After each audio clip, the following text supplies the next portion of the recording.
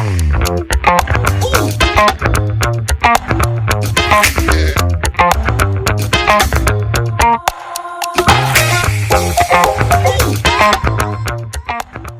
my name is Nataliia, and I've been doing projects in maternity well-being and care for more than 15 years.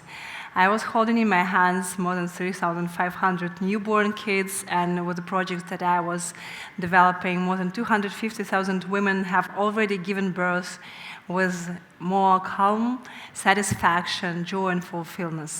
Right now, I'm a founder of Sola Up. It's a virtual assistant for moms. We're trying to make them a big friend who is going to be with her 24/7, supporting her on every step of this challenging period of her life. I want to talk to you today about one really interesting topic for me. I think that nature has designed maternity a little bit more joyful and exciting that we really experience and live it through. I will tell you why. When we are thinking about the maternity, we usually imagine the picture like that.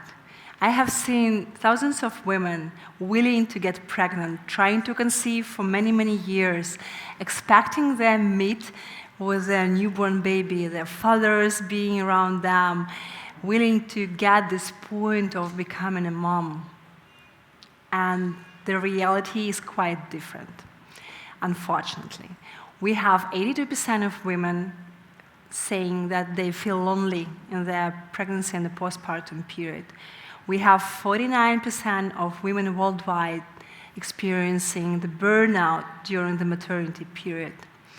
1 in 5 women all over the world, according to the World Health Organization, is having problems in mental health condition during pregnancy or in early motherhood in the first year of postpartum period.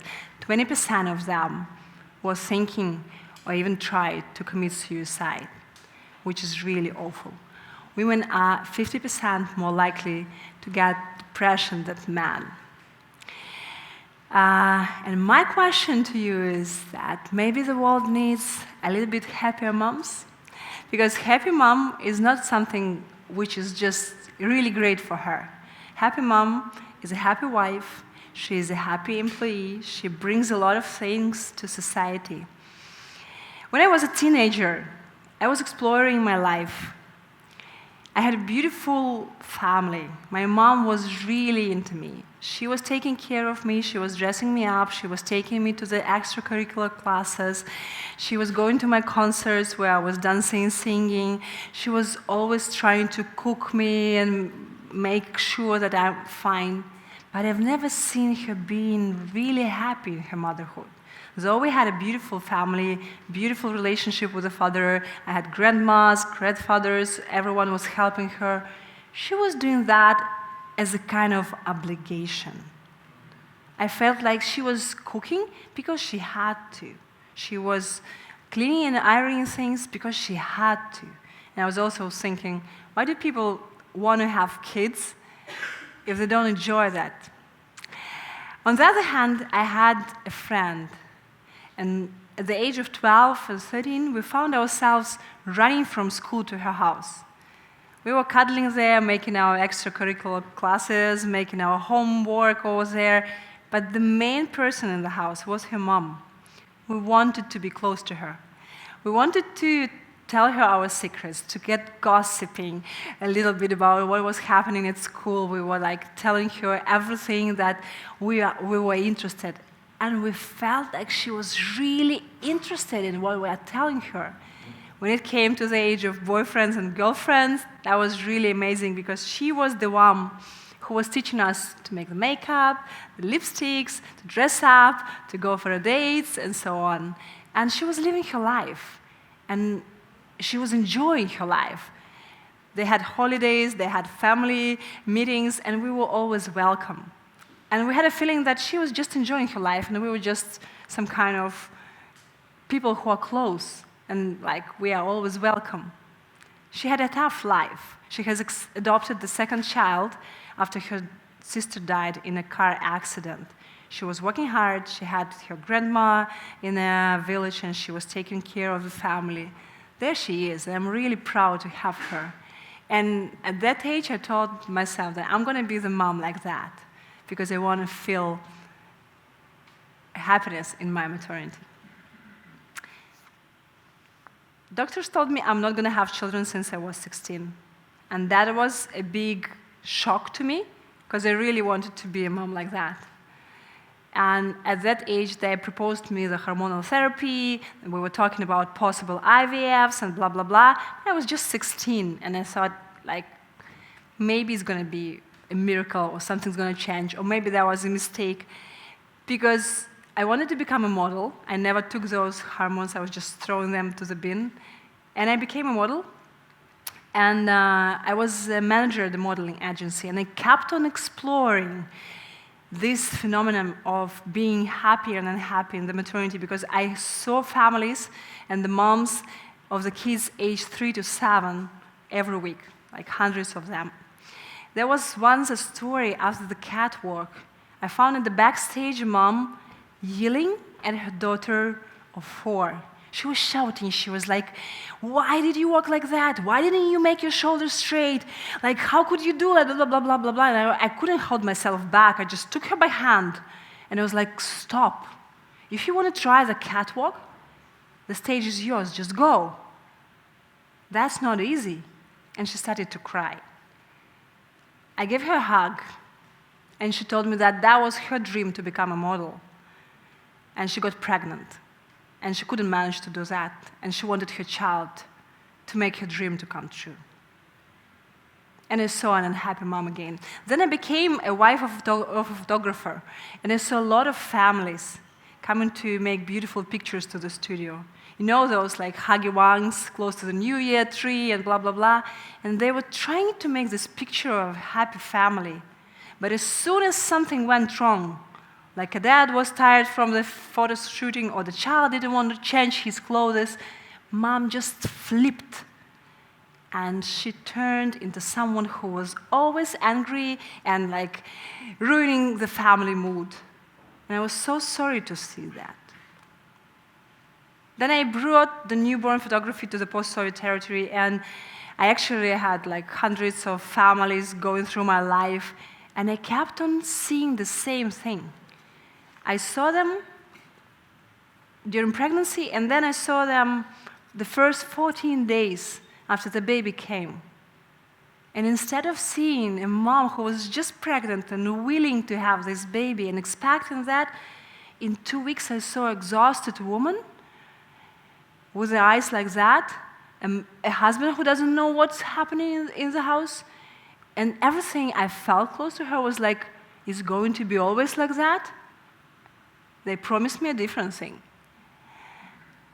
And I was experienced, and I started to help them with the breastfeeding, with sleeping, blah, blah, blah, blah, blah. I became a doula, and I finished all the courses. But the biggest thing I started to do, I started to show the mom the little things she managed to do. As soon as I saw that she has done something really good, I was like, "Wow, you're doing amazing. You are the best mom for this child." And she was like, "Really?" And I was like, "Yes." I made her to believe that she's the best mom step by step. That's how the phenomenon of a big mama came to my life. I saw that as soon as a woman gets this confirmation from another woman who is a little bit more experienced, who has come through that, and who has seen a lot, that she is managing, she has this flip inside, and she starts to bloom into the mom she is. This experiments I put further with the fathers. I started to do the same with them, and fathers became my best friends. As soon as they saw that they are managing, their wife is managing, they became my best friends. And I saw it a lot of times with the OBs, midwives, doulas, and so on. So this phenomenon is really great. It led me to another one. Because when I was holding the newborn baby in my hands, I had that feeling that this thing has been created by a woman just in 9 months. And I was like looking at those moms, showing them the newborn baby, saying, "Look, this is your creativity process and your piece of art that you have just created." And they were looking at me like that. And I was like, "Yes, You have created that within your body, within 9 months. And I think that this is the right way to look at the maternity. Because when we are thinking about this process as an artist way, there is a lot of inspiration in that. Imagine that you have just came to the art place to draw a picture. It's okay to ask a question, how to hold the brush, how to use the oils, how to turn the canvas to the light. But when someone is just catching your brush from your hand and starting to draw the picture instead of you, or holding you by hand, then you lose one big thing, the feeling of authorship of this painting.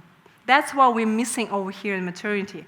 Within hospitals, within Google that knows everything, within our community and everyone, like grandmoms, everyone is saying to you what to do. They all know better for you. And then a woman after the labor doesn't get that feeling that she has done that job.